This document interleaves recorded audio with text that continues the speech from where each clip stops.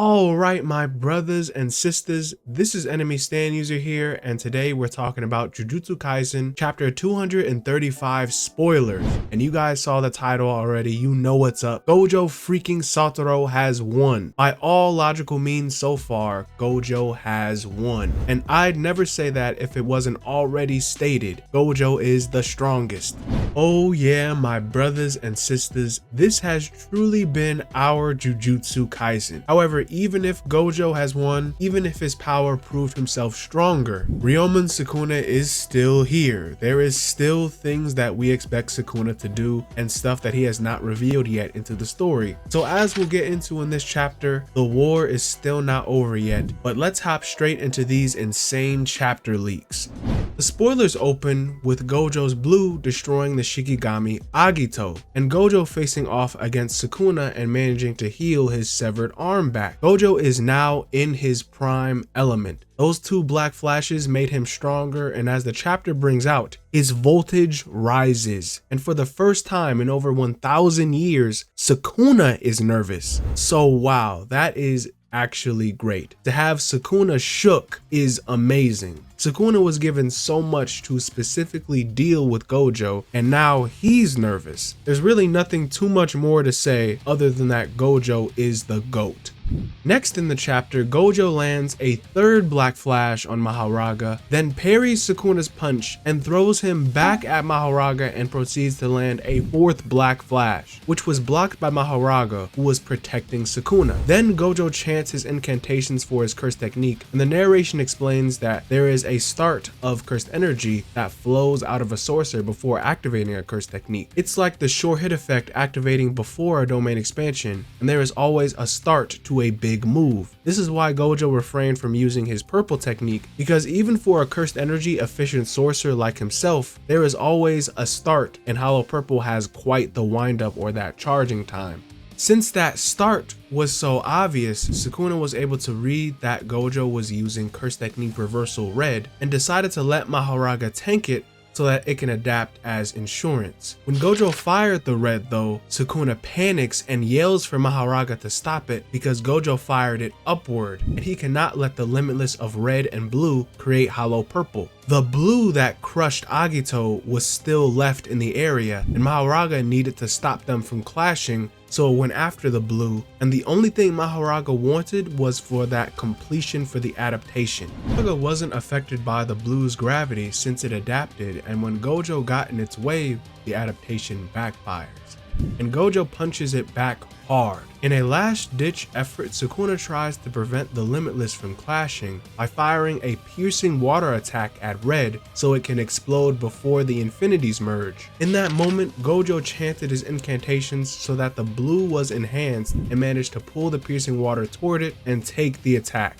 Gojo then recites the incantations for Hollow Technique Purple, and when the red and blue clash, no one can stop Gojo's Hollow Purple as it is unleashed once again in Shinjuku. It destroyed most of the city in a massive output of destruction, and Yuta apologizes that he was wrong about joining in the fight, since he knows that he only be a hindrance in this battle, as anyone around Gojo would probably die from something like this.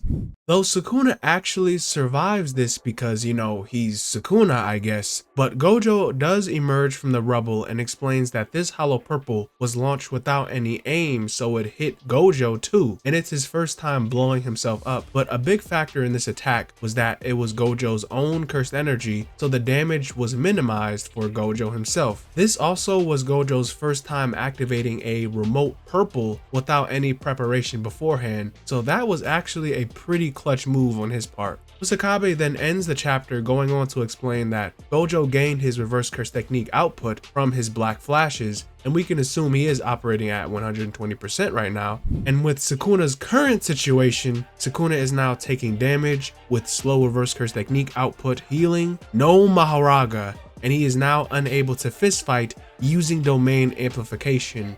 So yeah, Gojo wins. The result of the battle of the strongest engraved in Shinjuku.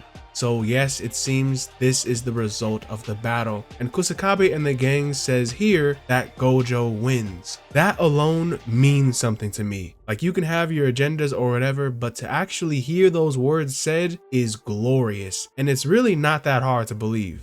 But if some of y'all thought Gojo was in trouble before, God, I have no freaking idea what Sukuna does now, because he only has a couple of options and we really have no clue what they really are. And you'd have to think Sukuna will probably do something desperate. That trump card has the possibility of being either revealing more of Shrine or using Yorozu's gift, because right now Sukuna has no realistic way to possibly even touch Gojo at this point in time. He has no domain expansion, no domain amplification, a weakened reverse curse technique, no Mahoraga versus Gojo, who given he is damaged and he can't use domain, sure, but now Gojo has all of his curse techniques available, red, blue, purple, etc. He still has perfect cursed energy efficiency, and now he's amped by the sparks of black, making him even stronger. So hell yeah, it looks like Gojo won.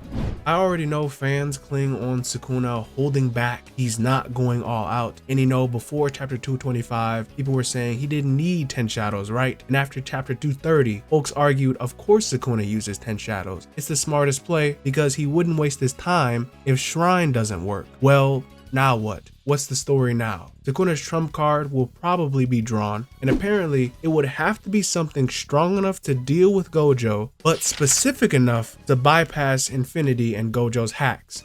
So Sukuna is going to have to pull the ultimate clutch move, because he is going to lose for real if he doesn't come up with something.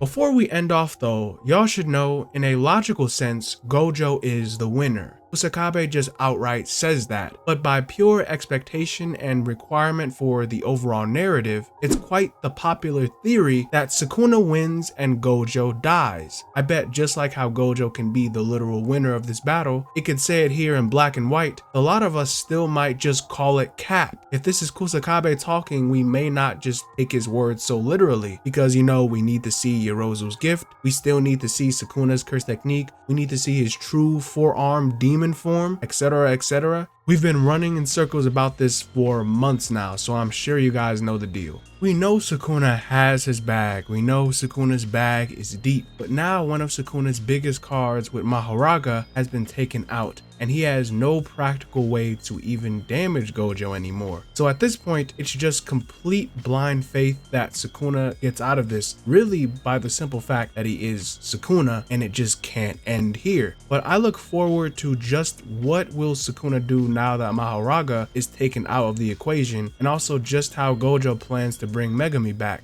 That's it for this one though, guys. This has been such a wild fight. Definitely expect a deeper coverage of this battle throughout the break week. I can definitely say it's been a very interesting time for the Jujutsu Kaisen manga. The sheer reactions from the community each week is almost more entertaining to see than the chapters at times. But let me know what you guys think. Comment below your thoughts. I'd love to hear them, and like and sub for more content like this. This has been Enemy Stand User, and I'll see you awesome guys in the next one. Bye-bye.